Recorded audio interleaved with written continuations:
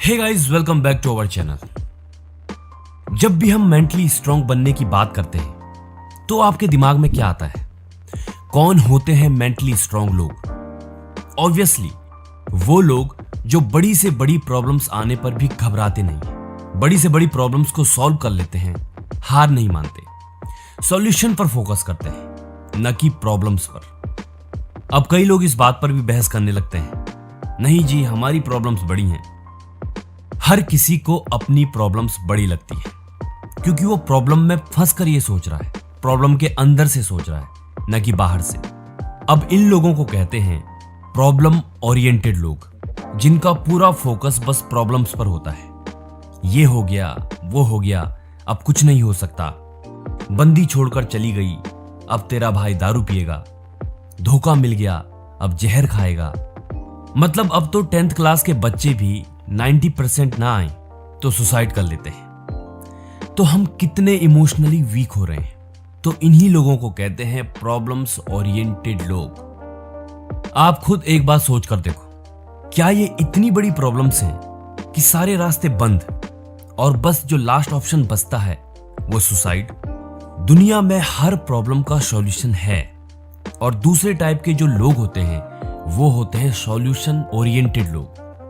उनकी लाइफ में भी प्रॉब्लम्स आती हैं, बल्कि ये तो कुछ भी नहीं है, इससे कई गुना बड़ी प्रॉब्लम्स आई है, लेकिन उन्होंने सॉल्यूशन पर फोकस किया।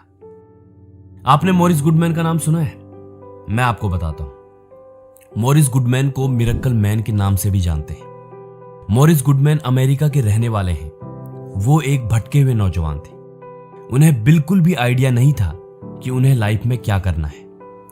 तो एक दिन वो कॉलेज की लाइब्रेरी में गए और उनकी नजर एक बुक पर पड़ी जो थी थिंक एंड ग्रो रिच, और इस बुक ने उनकी लाइफ चेंज कर दी।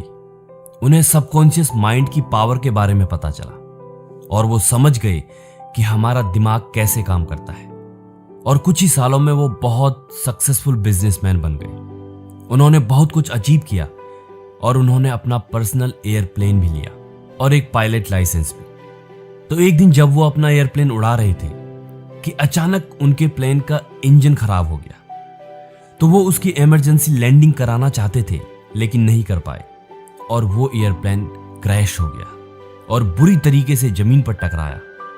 मॉरिस गुडमैन का इतना बुरा एक्सीडेंट हुआ कि ना तो वो सांस ले पा रहे थे, ना ही हिलडुल पा रहे थे। तो जब उन्हें हॉस्पिटल ले जाया गया तो पता चला कि उनकी रीढ़ की हड्डी टूट चुकी है और उनकी पूरी बॉडी पैरालाइज हो चुकी है। ना वो बोल सकते हैं, ना हिलडुल सकते हैं, बस वो अपनी पलकें झपका सकते हैं। तो कुछ दिन बाद डॉक्टर्स ने उनके परिवार से ये बोल दिया कि मॉरिस गुडमैन अब कभी भी खुद से सांस नहीं ले पाएंगे, वो मशीन के सहारे ही जिंदा रहेंगे। मॉरिस गुडमैन ना कभी चल पाएंगे, ना बात कर पाएंगे। तो मॉरिस गुडमैन हिल तो नहीं सकते थे, ना बोल सकते थे, पर वो सुन जरूर सकते थे। तो जब उन्होंने ये सुना तो उन्होंने ये सोचा कि ये डॉक्टर्स कौन होते हैं मेरा फ्यूचर डिसाइड करने वाले। मैं खुद अपना भाग्य डिसाइड करूंगा और 3 महीने बाद इस हॉस्पिटल से खुद उठकर बाहर जाऊंगा। क्योंकि वो अपनी सबकॉन्शियस माइंड की पावर को जानते थे। और आपको यकीन नहीं होगा, जिस दिन उन्होंने ये सोचा उससे ठीक 3 महीने बाद वो उठकर उस हॉस्पिटल से बाहर गए। और हर कोई ये देखकर आश्चर्य से भर गया, हर कोई शॉक्ड हो गया, हैरान रह गया, क्योंकि ये चमत्कार था। इसीलिए उन्हें मिरेकल मैन के नाम से जानते हैं। और आज वो एक मोटिवेशनल स्पीकर हैं। पूरी दुनिया में घूमकर लोगों को अपनी कहानी सुनाते हैं, इंस्पायर करते हैं। तो उन्होंने अगर ये सोचा होता कि बस अब मेरी लाइफ खत्म हो गई, तो वो जिंदगी भर पैरालाइज होते, उसी बिस्तर पर मर जाते। तो क्या आपकी लाइफ में इतनी बड़ी प्रॉब्लम्स आई हैं? उनकी लाइफ में इतनी बड़ी प्रॉब्लम आई, लेकिन फिर भी उन्होंने प्रॉब्लम पर नहीं, सॉल्यूशन पर फोकस किया।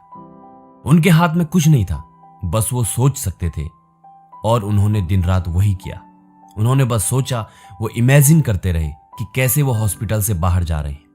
और इतना पावरफुल होता है हमारा माइंड कि वो चमत्कार को भी पॉसिबल कर जाता है। तो मेरे भाई, जब ये हो सकता है तो कुछ भी हो सकता है। इस दुनिया में कोई भी प्रॉब्लम्स ऐसी नहीं है जिनका सॉल्यूशन ना हो। आपने ओपरा विंफ्रे का नाम तो सुना होगा। वो गरीबी में पैदा हुई, गांव के इलाके में रही और उनका बचपन से ही शारीरिक शोषण किया गया। 14 साल की उम्र में वो प्रेग्नेंट हो गई और उन्होंने ऐसी ऐसी चीजें सहन की जो एक आम आदमी सोच भी नहीं सकता। इतना होने पर एक आम आदमी क्या करता? शायद सुसाइड कर लेता, ये मान लेता कि उसकी किस्मत खराब है, अपनी जिंदगी बर्बाद कर लेता। लेकिन उन्होंने लड़ने का रास्ता चुना और आज वो कहां है? आज वो एक फेमस अमेरिकन टॉक शो की होस्ट हैं, एक एक्ट्रेस हैं, प्रोड्यूसर हैं और उनकी नेटवर्थ है 2.6 बिलियन। 2.6 बिलियन डॉलर यानी कि खरबों में। तो इन्हें कहते हैं मेंटली और इमोशनली स्ट्रांग लोग। मतलब इतना कुछ हो गया फिर भी प्रॉब्लम्स पर फोकस करने की बजाय सॉल्यूशन पर फोकस किया। और ऐसे इतने सारे एग्जाम्पल हैं कि बताते बताते कई वीडियोस निकल जाएं। जितने भी लोग सक्सेसफुल हैं, बहुत ज्यादा सक्सेसफुल, उन सब की सबसे खास आदत होती है कि वो मेंटली स्ट्रांग होते हैं, इमोशनली स्ट्रांग होते हैं। तो कैसे आप मेंटली स्ट्रांग बन सकते हैं? मेंटली और इमोशनली स्ट्रांग होना एक दूसरे से कोरिलेटेड है। आपको लाइफ में सक्सेसफुल होने के लिए और खुश रहने के लिए मेंटली और इमोशनली स्ट्रांग होना बहुत जरूरी है। इमोशंस को कंट्रोल ना कर पाना बहुत बड़ी कमजोरी होती है। छोटी छोटी बातों को दिल पर लगा लेना, दुखी हो जाना, गुस्सा हो जाना, घबरा जाना, भावनाओं में बहकर इतना कमजोर हो जाना कि खुद को संभाल भी ना पाओ, तो ये होते हैं इमोशनली वीक लोग। इमोशनली वीक होने के यही लक्षण होते हैं। तो आज मैं आपको 5 टिप्स दे रहा हूं जिससे आप इमोशनली स्ट्रांग बन सकते हैं, मेंटली स्ट्रांग बन सकते हैं। तो टिप नंबर 1 है be aware of your self talk. हम सब अपने आप से दिन भर कुछ ना कुछ बातें करते रहते हैं। हमारे मन में जो भी थॉट्स चल रहे हैं, दिन भर उन्हें हम कैसे देख रहे हैं, क्या सोच रहे हैं, कैसा रिएक्ट कर रहे हैं। कॉन्शियसली और सबकॉन्शियसली जितनी भी बातें हम खुद से कर रहे हैं वो सब सेल्फ टॉक है। हमारा पहला स्टेप यही है कि हमें अवेयर रहना है अपनी सेल्फ टॉक को लेकर। अगर आप दिन भर खुद से नेगेटिव सेल्फ टॉक कर रहे हैं तो रिजल्ट्स भी नेगेटिव ही रहने वाला है। जैसे कि मेरे साथ ऐसा क्यों होता है, सब मुझे बुरा कहते हैं, मेरी किस्मत खराब है, उसने मुझे ऐसा क्यों कहा, या मैं नहीं कर सकता। ये सारे नेगेटिव बिलीफ्स, ये नेगेटिव सेल्फ टॉक हमेशा आपको नेगेटिव रिजल्ट्स ही देंगे। आपको इसकी बजाय पॉजिटिव अफर्मेशन दोहरानी है, जैसे कि मैं कॉन्फिडेंट हूं, मैं लकी हूं, आई एम द बेस्ट। और अच्छी चीजें सुननी है, अच्छी बुक्स पढ़नी है और गारंटेड आपको अच्छे रिजल्ट्स मिलेंगे। Tip number 2, stay away from negative people. नकारात्मक लोगों से दूर रहें। ऐसे लोगों को जिंदगी से बाहर निकाल फेंको जो आपको नेगेटिव करते हैं, जो आपकी एनर्जी को चूसते हैं।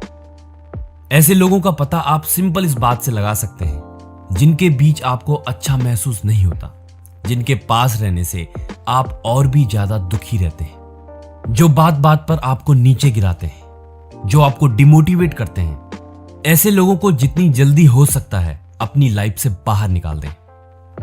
टिप नंबर 3, सबसे बड़ा रोग, क्या कहेंगे लोग। जितना आप इस बात को वैल्यू दोगे कि लोग क्या कहेंगे, लोग क्या सोचेंगे, उतना आप अपनी लाइफ को कॉम्प्लिकेटेड बनाते रहोगे। लोगों को खुश करने की आदत आपको और दुखी करती है, क्योंकि आप अपनी लाइफ में कुछ भी कर दो, कभी किसी को खुश नहीं कर सकते। स्टीव जॉब्स ने एक बार कहा था कि अगर आप लोगों को खुश करना चाहते हो तो आइसक्रीम बेचो।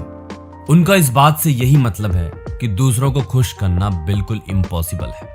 अगर आप हमेशा दूसरों को खुश करते रहोगे तो आपकी जिंदगी निकल जाएगी, आप खुद को दुखी और नेगेटिव करते रहोगे।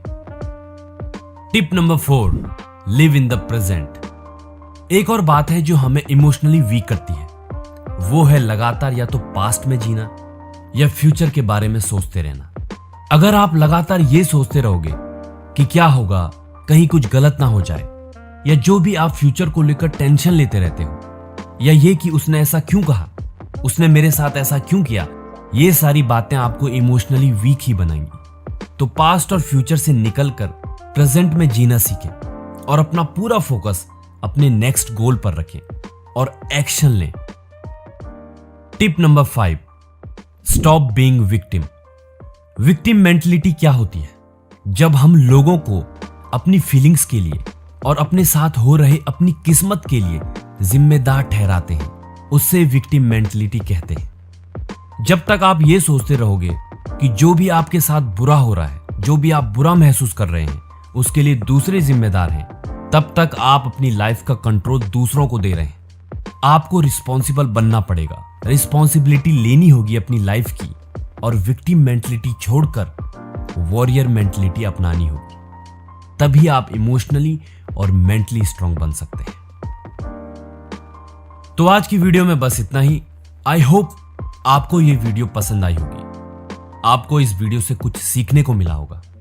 अगर आपको ये वीडियो अच्छी लगी, आपको इस वीडियो से कुछ सीखने को मिला, तो इसे अपने दोस्तों के साथ और अपनी फैमिली के साथ शेयर कीजिए, लाइक कीजिए और कमेंट में हमें बताइए कि आप अगली वीडियो किस टॉपिक पर चाहते हैं। Thanks for watching.